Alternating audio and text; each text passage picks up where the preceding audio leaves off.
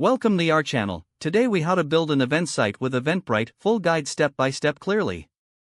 Visit the Eventbrite website and create an account if you haven't already. Log in to your Eventbrite account. Click on the Create Event button located on your dashboard. Select the type of event you are organizing from the drop-down menu. Fill in the essential details about your event, including the event title, date, and time. Next, provide a brief description of your event to inform potential attendees.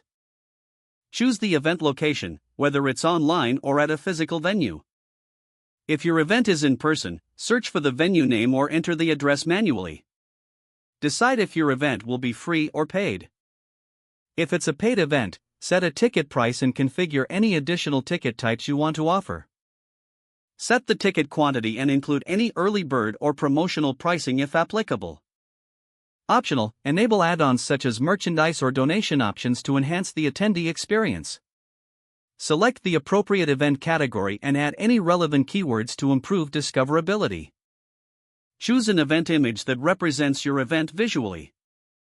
Review your event details to ensure everything is accurate. Use the Publish button to make your event live for attendees to see. Share your event link on various social media platforms to promote your event. Monitor ticket sales and any attendee inquiries through your Eventbrite dashboard. Consider sending reminders or updates to your attendees as the event date approaches. After the event, analyze the data on attendance and ticket sales for future reference. This concludes the step-by-step guide on building an event site with Eventbrite. If the page does not load, refresh the browser or try again in a private or incognito window.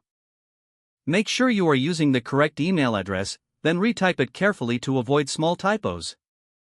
If your password is not accepted, use the reset option and create a new strong password you can remember.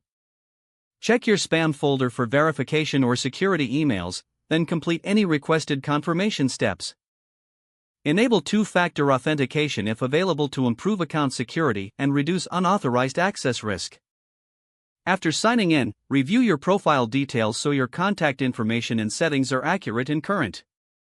If you see an error message, note it down and try again after restarting your device and internet connection. Don't forget to like this video and subscribe to our channel for more step-by-step tech guides.